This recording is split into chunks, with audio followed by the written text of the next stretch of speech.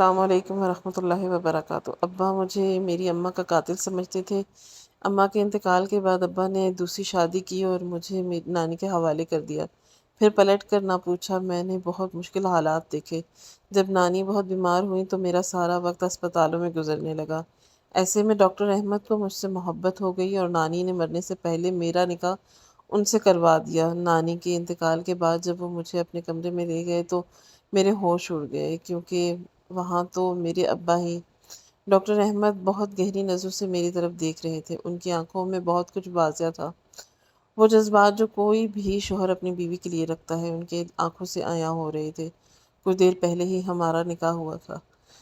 میں اپنی نانی کی طبیعت کے بارے میں ان سے بات کرنے ان کے کمرے میں پہنچی تھی، لیکن ڈاکٹر احمد نے اچانک ہی میرا ہاتھ پکڑ لیا تھا اور مجھے اپنے قریب کھینچتے انہوں نے میری آنکھوں میں جھانکتے ہوئے مجھ سے سوال کیا تھا کہ کیا یہ نکاح میری خوشی سے ہوا ہے یا میں نے صرف اپنی نانی کی آخری خواہش پوری کرنے کے لیے انہیں اپنایا ہے۔ ڈاکٹر احمد کی بات سن کر میں نے نظر جھکا لی۔ میں نے یہ نکاح صرف اپنی نانی کے کہنے پر کیا۔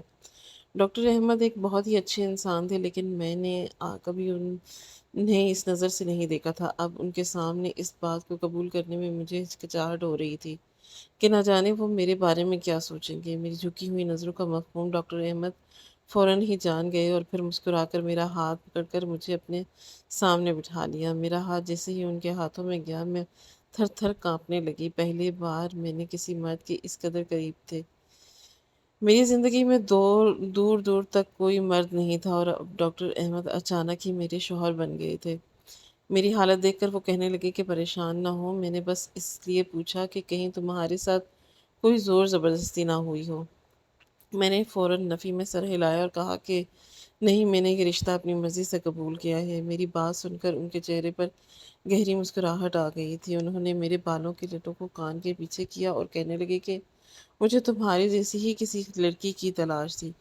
ان کی بات سن کر میں نے حیرت سے انہیں دیکھا تھا۔ مجھے اس بات کی توقع بالکل بھی نہیں تھی۔ وہ مجھ جیسی لڑکی کو کیوں اپنی زندگی کا حصہ بنانا چاہتے تھے؟ نہ میں بہت تعلیم یافتہ تھی، نہ بہت خوبصورت، اور نہ ہی آج کل کی لڑکیوں کی طرح مجھے فیشن سینس تھا۔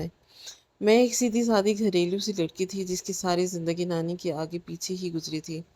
بھلا انہیں مجھ جیسی لڑکی سے کیوں چاہیے تھی؟ لیکن اس سے پہلے کہ میں کچھ سوچتی، نرس بڑی تیزی سے کمرے میں داخل ہوئی اور اس نے میری نانی کی بگڑتی ہوئی طبیعت کے بارے میں اطلاع دی۔ ڈاکٹر احمد فوراً ہی نانی کے پاس دوڑے، پھر ان کی پیچھے پیچھے بھی تھی کہ نانی کی سانسیں اکھڑ رہی تھی۔ ہم دونوں ان کے قریب کھڑے تھے۔ ڈاکٹر احمد اپنی پوری کوشش کر رہے تھے کہ نانی کی طبیعت کو سنبھال لیں، لیکن نانی نے اپنی آخری سانسوں میں ان سے وعدہ لیا کہ وہ ہمیشہ میرا خیال رکھیں گے اور مجھے کبھی تنہا نہیں چھوڑیں گے۔ ڈاکٹر احمد نے میری نانی سے وعدہ کیا تھا اور نانی کی سانسیں ان کے وجود سے ہمیشہ کے لیے مٹ چکی تھیں۔ نانی کی آنکھیں بند ہوتے ہی مجھے لگا کہ پوری دنیا زمین بوس ہو گئی ہے۔ نانی میری زندگی کا وہ واحد کردار ہیں جن کے ساتھ میں نے اپنی زندگی کے 19 سال گزارے، اور اب وہ کردار ہمیشہ کے لیے مجھ سے بچھڑ چکا تھا۔ میری آنکھوں سے آنسو آ گئے تھے، میں بس خالی نگاہوں سے نانی کو دیکھ رہی تھی۔ ڈاکٹر احمد نے آگے بڑھ کر میرے کندھے پر ہاتھ رکھا اور مجھے لگا کہ میں ہوش کی دنیا میں آ گئی ہوں۔ ڈاکٹر احمد کی سینے سے لگ کر پھوٹ پھوٹ کر رونے لگی تھی۔ کچھ دیر پہلے تک جن کے ہاتھ پکڑنے میں کانپ رہی تھی، اب ان کے خود کچھ سینے سے لگی رہی۔ شاید یہ غم کی انتہا تھی کہ یا پھر نکاح کا وہ رشتہ جو گھنٹوں پہلے ہمارے درمیان قائم ہوا تھا۔ ڈاکٹر احمد مجھے پوری طرح سنبھال رہے تھے اور پھر انہوں نے ہی نانی کی آخری رسومات ادا کی۔ نانی کا جنازہ اٹھا تو مجھے لگا کہ میرا چھوٹا سا گھر بالکل ویران ہو گیا۔ 2 دن پہلے ہی تو نانی مجھے صحیح ہوتے ہوئے لگ رہی تھی۔ ایسا لگ رہا تھا کہ جس سے وہ مجھے مکمل طور پر صحت یاب ہو جائیں گی اور پھر اسپتال سے ان کی چھٹی ہو جائے گی، لیکن پھر اچانک ہی نانی نے میرا ہاتھ پکڑ کر ان کے ہاتھ میں دے دیا۔ میں دنگ رہ گئی۔ اتنی ہی دیر میں مجھے نانی کی بات پر یقین نہیں آیا۔ مجھے سمجھ نہیں آ رہا تھا کہ وہ ایسی باتیں کیوں کر رہی ہیں۔ کافی حد تک ٹھیک ہو گئی تھی اور مجھے یقین تھا کہ جلد ہی ان کو ڈسچارج کر دیا جائے گا۔ نانی نے میرے دل کو بے چین کر دیا تھا۔ میں نے برستی آنکھوں سے نانی کی طرف دیکھا اور کہا کہ آپ ایسی باتیں نہ کریں، آپ ٹھیک ہو جائیں گی تو پھر ہم ساری خوشیاں منائیں گے، آپ کی کو میری زندگی بھی لگ جائے۔ نانی کی خوشی آنکھوں سے آنسو بہتے چلے گئے اور کہنے لگے کہ بیٹی مجھے معاف کر دینا، تمہیں ایک اچھی زندگی نہیں دے سکی، لیکن میں جاتے جاتے تمہیں کسی مشکل میں نہیں ڈالنا چاہتی۔ تم ساری زندگی تنہا رہ جاؤ گی، اکیلی کیا کرو گی؟ تمہاری پریشانی مجھے موت کے گلے میں نہیں لگانے دیتی، اس لیے میں نے بہت سوچ سمجھ کر یہ فیصلہ کیا ہے۔ ڈاکٹر احمد ایک اچھے انسان ہیں، میں نے ان کی آنکھوں میں تمہارے لیے محبت دیکھی ہے، اس لیے کل رات جب تم میری دوائیں لینے گئی تھی تب میں نے ان سے تمہارے لیے رشتہ مانگا تھا اور وہ تم سے شادی کرنے کے لیے راضی ہے۔ میں چاہتی ہوں کہ سادگی سے اپنی آنکھوں کے سامنے ہی آج تمہارا نکاح کروا دوں، پھر موت میں آ جائے تو مجھے فکر نہیں ہوگی میرے بعد تمہارا کیا ہوگا۔ نانی کے منہ سے ایسی باتیں سن کر میرا کلیجہ کانپ گیا تھا۔ میں نے کہا کہ اللہ آپ کی زندگی دے، آپ فکر نہ کریں، پھر آپ دھوم دھام سے مجھے رخصت کر دیجیے گا، آپ جس سے کہیں گی میں اس سے شادی کرنے کو تیار ہوں، لیکن اس وقت آپ کے علاج کی ضرورت ہے۔ نانی نے میرا ہاتھ پکڑا اور کہنے لگی کچھ سچائیاں انسان کو قبول کرنی پڑتی ہیں، انہی میں سے ایک سچ یہ ہے کہ میں زیادہ دنوں کی مہمان نہیں ہوں، 2 4 دن کے وقت میرے پاس ہے، اس میں تمہارا مستقبل کسی طرح محفوظ ہاتھوں میں سنبھال سونپنا چاہتی ہوں۔ نانی نے مجھے مجبور کر دیا میں ان کی بات مان لوں۔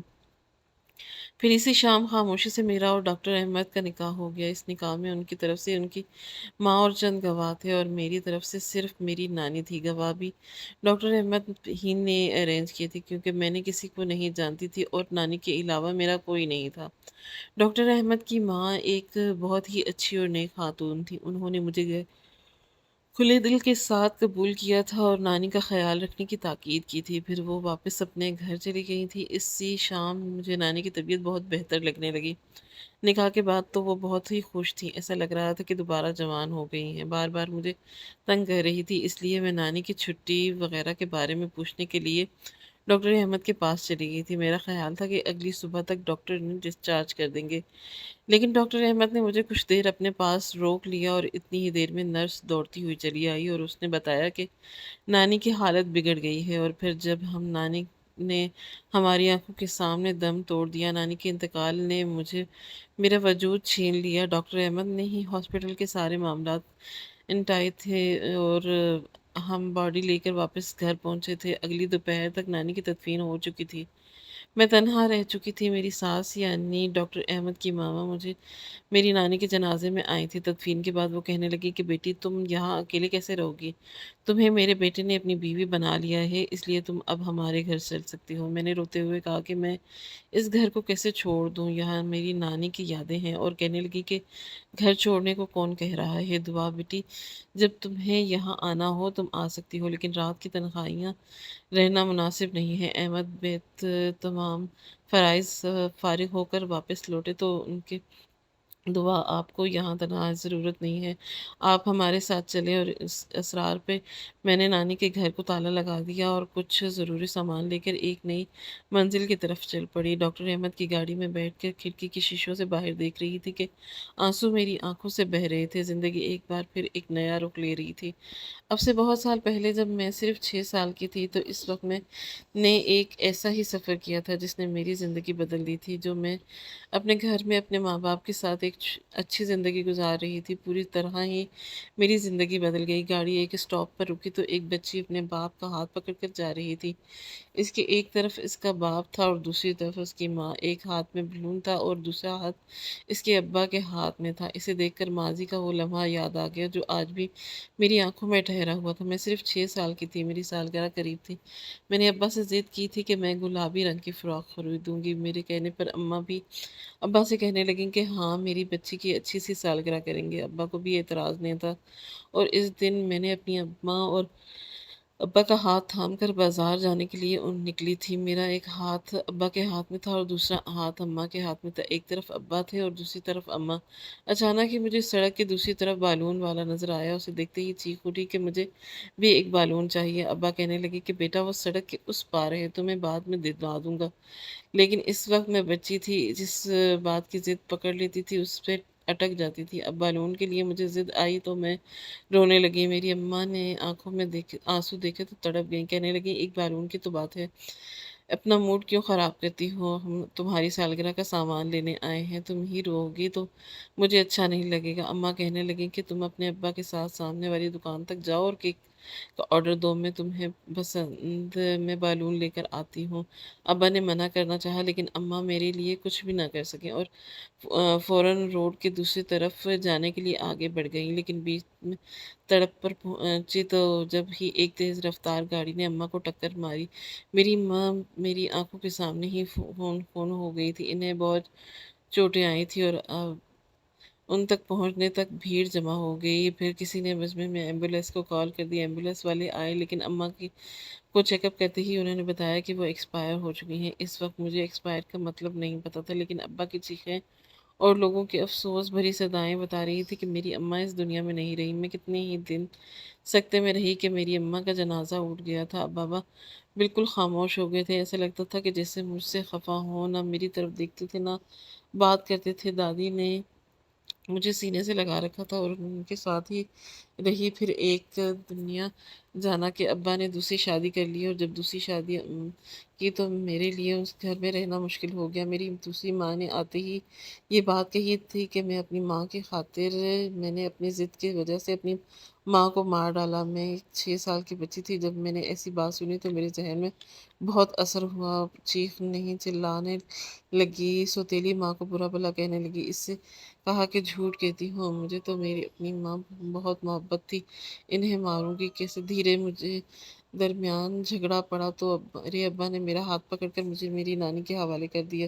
سوچا کہ میں وہاں کیسے رہوں گی، ماں تو چلی گئی ہے۔ میرے سر سے خود بخود باپ کا سایہ بھی ہٹ گیا۔ دراصل میرے ابا مجھے میری ماں کے موت کا قصوروار سمجھتے تھے، میری وجہ سے مر گئی ہیں۔ ایک چھوٹی سی تھیلی میں چند کپڑے لیے اور میں اپنی نانی کے گھر پہنچی تھی۔ اسی وقت مجھے لگا کہ میں چند دنوں کے لیے نانی کے گھر رہنے آئی ہوں، لیکن کچھ ہی عرصے بعد مجھے سمجھ آ گئی کہ میرے ابا نے ہمیشہ کے لیے مجھے میری نانی کے حوالے کر دیا تھا، جو بالکل تنہا تھی۔ جب انہیں میری ذمہ داری ملی تو وہ پھر سے جوان ہو گئی، محنت کرنے لگی، کپڑے سلائی کر کے وہ میرا خرچہ اٹھانے لگی۔ جہاں تک ان کی بساط تھی انہوں نے مجھے تعلیم دلوائی۔ میں نے سرکاری اسکول سے 10ویں جماعت پاس کی تو نانی کی ہمت نے ان کو ساتھ چھوڑ دیا اور سلائی بھی نہ کر سکتی تھی۔ ان کی جگہ میں نے سلائی شروع کر دی۔ آگے پڑھنے کا خواب ادھورا رہ گیا، میں سلائی کرتی چلی گئی۔ کبھی کبھی میرا دل چاہتا کہ میں اپنے گھر جاؤں، اپنے باپ سے ملوں، لیکن میرا باپ تو مجھے میری ہی ماں کا قاتل سمجھتا تھا، جس نے اماں کے مرنے کے بعد مجھے کبھی نہیں دیکھا تھا۔ اس کے پاس کسی حیثیت سے جا سکتی تھی۔ چند دن ہی میں نے اپنی سوتیلی ماں کے ساتھ گزارے تھے اور پھر میرے ابا نے مجھے میری نانی کے حوالے کر دیا تھا۔ شاید میری سوتیلی ماں کی یہی خواہش تھی۔ پھر ابا نے کبھی پلٹ کر میری طرف نہیں دیکھا تھا، خرچہ تو دور، ابا نے کبھی میری خیریت تک نہیں دریافت کی تھی۔ شروع میں بہت زیادہ انہیں یاد کرتی تھی، لیکن پھر دھیرے دھیرے مجھے سمجھ آ گیا کہ وہ کبھی لوٹ کر نہیں آئیں گی۔ وہ اپنی دوسری بیوی کے ساتھ اپنی زندگی میں آگے بڑھ گئی تھی اور میں نے نانی کا ہاتھ تھام لیا تھا۔ مجھے یقین تھا کہ ساری زندگی میرے ابا کا سامنا نہیں ہوگا، لیکن نہیں جانتی تھی کہ ایک بار پھر اس دنیا کا سفر طے ہوگا۔ اسی میں وہی میرے سامنے آ کر کھڑے ہو جائیں گے۔ گاڑی تیزی سے سفر طے کر رہی تھی، ایک بڑے سے بنگلے پہ پہنچ گئی تو ڈاکٹر احمد نے میرا سامان اٹھایا تھا اور پھر ان کے ہمراہ گاڑی سے اتر کر بنگلے میں داخل ہوئی تھی۔ ایک ایک قدم میں سفر کر لے رہی تھی۔ یہ زندگی کا وہ سفر تھا جس سے مجھے امید ہی تھی کہ ساتھ ہی شروع کرنا تھا۔ میں وہ بچی تھی جس نے 6 سال کی عمر میں ماں کو کھویا تھا، اور لڑکی نے آخری سہارے اپنی نانی کو اپنی آنکھوں کے سامنے موت کی ہچکی بھرتے ہوئے دیکھا تھا۔ بہت ہی زیادہ احساس ہو گئی تھی۔ میں نے خدا سے دعا مانگی کہ ڈاکٹر احمد اور میرا ساتھ کبھی نہ چھوٹے، لیکن جیسے ہی میں ڈاکٹر احمد کے گھر داخل ہوئی تو مجھے وہ چہرہ نظر آیا جسے میں کئی سالوں بعد دیکھ رہی تھی، اور کوئی نہیں بلکہ میرا باپ تھا، جو بالکل میرے سامنے میں کھڑا، جھریوں پر چہرہ حال اپنی عمر سے کہیں زیادہ نظر آ رہے تھے۔ ڈاکٹر احمد کیا کہہ رہے تھے مجھے کچھ سنائی نہیں دے رہا تھا، نہ ہی کوئی اور منظر، بس میں اپنے باپ کے چہرے کو تکے جا رہی تھی۔ آنسو میری آنکھوں سے بہہ رہے تھے، میری سماعت انہیں سننے کو بےتاب تھی، لیکن ایک بار پھر میرے ابا نے مکمل خاموشی اختیار کی تھی اور بنا کچھ کہے وہ واپس پلٹ گئے تھے اور بنگلے کے اندر کی طرف چلے گئے۔ डॉक्टर अहमद ने मेरी आंखों में आंसू देखे तो फ़ौरन से कहने लगे कि दुआ, अब रोने की ज़रूरत नहीं है, तुम्हें इस घर में किसी चीज़ की कोई कमी नहीं होगी, ये तुम्हारा घर है। मैंने लड़खड़ाती ज़ुबान में पूछा कि ये आदमी कौन था? डॉक्टर अहमद ने नज़रें इस तरफ डाली और कहने लगे कि ये हमारे घर की सफाई सुथराई का देखते हैं। वैसे काम करने के लिए तो मुलाजिम हैं, लेकिन इन पर नज़र रखने के लिए हमने इन्हें रखा है। बेचारे बहुत मजबूर थे, हालात के सताए हुए थे, सड़क पर बैठे रो रहे थे। तब मैंने इन्हें अपने घर में जगह दी और फिर उन्होंने हमारे यहाँ मुलाजमत कर ली। डॉक्टर अहमद की बात सुनकर मैं हक्का बक्का रह गई। जहाँ तक मुझे याद था कि मेरे अब्बा की नौकरी बहुत अच्छी थी, अपना घर था। फिर दूसरी शादी के बाद वो काफ़ी खुश थे। फिर वो सड़क पर डॉक्टर अहमद के कैसे मिले थे? इससे पहले कि मैं डॉक्टर अहमद को बताती कि वो मेरे अब्बा हैं, मेरी सास मेरे पास आ गई। उन्होंने मुझे मेरे कमरे में पहुंचा दिया, मुझसे बहुत मोहब्बत से पेश आने लगी और फिर मुझे में हिम्मत ना हुई कि मैं अपने अब्बा के बारे में कोई बात करती। मैं तो उन्हें अब्बा कहने से भी डरती थी, क्योंकि माँ के मरने के बाद उन्होंने मुझे हर आग से दस्तबरदार कर दिया था। कोई फ़र्ज़ निभाना, कोई हक दिया। मुझे ये खौफ था कि अगर मैं उन्हें बता देती तो वो मुझसे मुँह फेर लेते। थोड़ी ही देर बाद डॉक्टर अहमद कमरे में आए तो मेरी हालत देखते हुए उन्होंने मुझे नींद की दवा दी और सोने के लिए लिटा दिया कि मैं आराम कर दूं, ज़हनी तौर पर ठीक हो जाऊं और फिर इस शादी को हम पूरी तरह और रजामंदी से निभाएंगे। मैंने दवा ली और फिर वाकई ही सो गई। अगले दिन डॉक्टर अहमद मजबूरन अस्पताल चले गए थे और जाना था, उन्हें चाहते थे कि, लेकिन कोई बहुत सीरियस केस था, इसलिए उन्हें जाना पड़ा। उनकी माँ एक सोशल वर्कर थी, अपने कामों से बिल्कुल नहीं। इससे यतीम खाने में कोई प्रोग्राम था, उन्होंने मुझे भी साथ ले चलने के लिए कहा, लेकिन मेरा किसी भी चीज़ का दिल नहीं चाह रहा था। नानी के गुजर जाने के बाद दूसरा ही दिन था, कैसे गम से निकल सकती थी, इसलिए खामोशी से घर में अकेली बैठी रही। कुछ देर तक अपने कमरे में कैद रही, फिर घबराहट होने लगी। कमरे से बाहर निकली, यहाँ वहाँ टहलती हुई खामोशी से बैठी थी कि अपनी नानी को याद कर रही थी, जब मेरे अब्बा मेरे सामने आकर खड़े हो गए। अब्बा की आंखों में आंसू थे, वो रोने लगे। अब्बा को रोता देखकर मेरा दिल पसीज गया। फिर मैं रे कदमों में बैठकर माफ़ी मांगने लगे, कहने लगे कि बेटी, मुझे माफ़ कर दो, मैंने तुम्हारे साथ बड़ी ज़्यादती की। तुम्हारी माँ को तो बुलावा आ गया, लेकिन मैंने तुमसे अपना साया भी दूर कर दिया, तुम्हें बिल्कुल तनहा छोड़ दिया। वो तो तुम्हारी नानी ने तुम्हारी जिम्मेदारी पूरी तरह संभाल ली, मैंने एक पल भी तुम्हारे बारे में ना सोचा। मुझे लगता है कि तुम्हारी माँ तुम्हारी वजह से इस दुनिया में से चली गई। अपनी बीवी की मौत का जिम्मेदार मैंने तुम्हें समझा, खुद एक छोटी सी मासूम बच्ची थी, बस तुम्हारी माँ की ऐसी ही मौत लिखी थी, मगर इस बात को कबूल न कर पाया। कई बार तुम्हारी दादी ने मुझे समझाया कि मैं इस तुम्हारा कसूर ना समझो, क्योंकि तुम्हारी दादी तो तुमसे बहुत मोहब्बत करती थी, कभी उनकी बात को कभी नहीं सुना। जब मैंने तुम्हारी नानी के पास छोड़ा तो तुम्हारी दादी ने मुझसे बहुत झगड़ा किया। तुम्हारे जाने के गम में वो बीमार हो गई, मुझसे नाराज़ रहती थी, बात ना करती थी, फिर ऐसे ही इस दुनिया से चली गई। वो बदनसीब इंसान हो जो अपनी मरती हुई माँ को राज़ी न कर सका। मेरी दूसरी बीवी ने मेरी माँ के साथ अच्छा सलूक नहीं किया। दूसरी बीवी तुम्हारी माँ जैसी नहीं थी। तुम्हारी दादी की खिदमत करना तो दूर, वो तुम्हारी दादी को देख कर ही मुंह बना लेती थी। इससे मेरे दो बेटे थे, मगर उन दोनों को बाप होते हुए भी उसका बाप न बन सका। मेरी बीवी ने भी उन्हें मुझसे दूर कर दिया। अब दोनों बेटों और एक बेटी का बाप हूँ।